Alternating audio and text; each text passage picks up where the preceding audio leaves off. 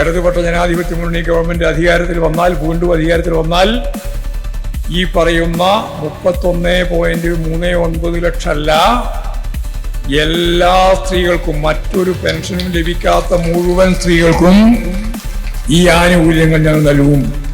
ഇനി ഒന്നും കൂടി പറയാ, അപ്പോഴാണ് കയ്യടി കുറച്ചും കൂടി കൂടുക. അതെന്താ?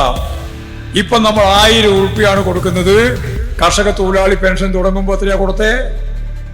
45. ആ 45 ഇപ്പോഴെത്രയായി? 2000.